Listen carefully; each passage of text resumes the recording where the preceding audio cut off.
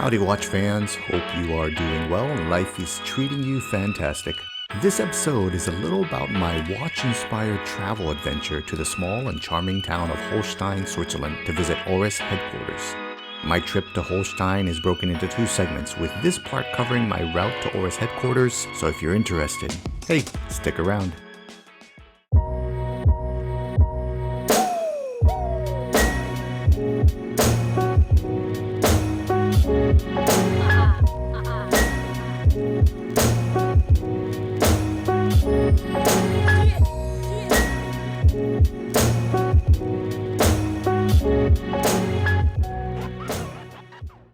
Like so many other watch collectors, I'm a pretty big fan of Oris, the Swiss independent watchmaker. So when I found myself with a chance to have a quick travel adventure on my way back from a friend's wedding in Romania, I jumped at the chance to visit Oris and the charming and sleepy town of Holstein. Day 1, getting to Basel. Turns out Holstein is pretty close to the beautiful city of Basel, so that was destination 1 for my visit to Oris. My journey started with my way too early flight from Vienna to Zurich at 6:05 a.m. I arrived in Zurich at approximately 7:15 and shuffled out of the plane, walked to grab my luggage, and made my way down to the airport train station below. Like many of the Swiss watches that have stolen our collective watch-loving hearts, my transfer from the Austrian Airlines flight to my Swiss Railways train was smooth and efficient, reaching the Interregio train number 36 to Basel scheduled for 7:56 with plenty of time to spare. A first-class ticket to Basel with Basel City Transport Day Pass came to about 69 Swiss francs. The Swiss, much like the Koreans and Japanese, have comfy and clean trains, which made the 1 hour and 28-minute ride from Basel seem rather effortless. I just sat back in the mostly empty car and watched the train roll through the cityscape, occasionally snapping a few pics as Zurich and the charming Swiss towns and villages zipped by. Now, Basel Station is a modern and large and thankfully clean station. Just like other train stations in Switzerland, you need to keep some coins handy if you want to use the facilities. After dragging my bag out of the train station, I walked to my hotel of choice for my 2-day stay in Basel. I figured I'd explore a bit of my way to the hotel and passed on the bus and the tram. With the weather perfectly sunny and warm, the 1.6-kilometer walk to my hotel, the Hotel Splentor, only took about 25 minutes. Like I said, the weather was perfect, the walk was easy through the quaint and quiet neighborhoods, and oftentimes the only sound coming from all around was the droning roll of my carry-on through the streets. Now, my hotel was a simple hotel that was a little dated, but it was clean with a friendly staff.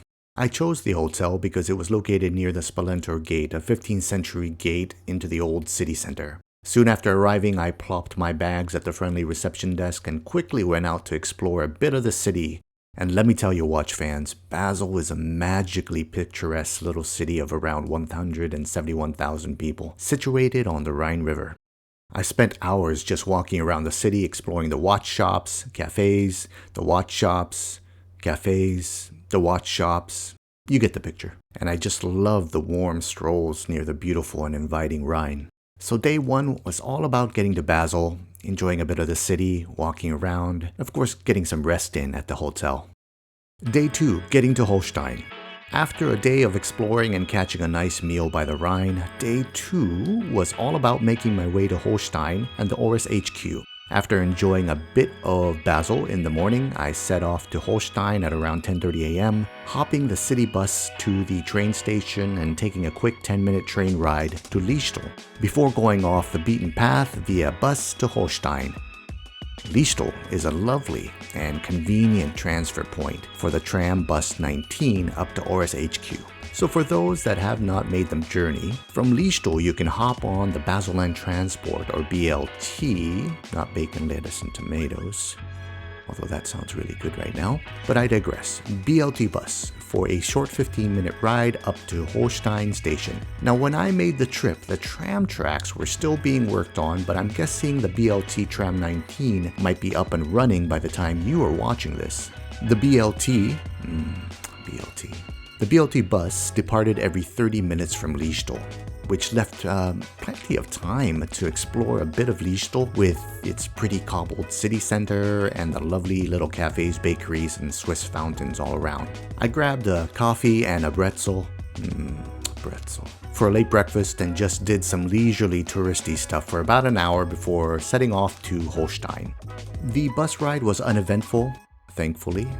All bus rides should be uneventful, in my opinion. Carving in a short route through the farmland and farmhouses and forests. After a quick 15 minutes, the bus plopped me down at a bus stop near Oris HQ in the tiny town of Holstein, population 2,300. As soon as I got off the bus, I could see the Oris HQ building in that distinct and recognizable hue of pastel pink and started skipping giddily down the sidewalk towards the building. Now the Oris building, while large and, pink? According to online sources, no longer house any manufacturing activities. Rather, it looks like the iconic building rents space out to local businesses. However, Oris's repair, maintenance facility, and some of its operations teams still occupy the building along with their swanky boutique. There's a factory tour available and it can be booked online. However, there are only tours in German available and that day was fully booked. So if you want to book a tour, speak German and book early. Now, unfortunately, only after coming face to face with a posted sign of hours that I remembered that the boutique and small reception area closes for lunch between 1 and 2 p.m.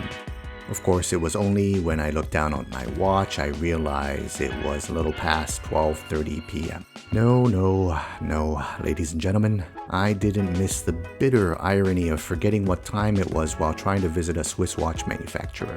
With nothing else to do, I decided to walk around the small town in search of a spot for coffee and maybe a snack. Pretzel.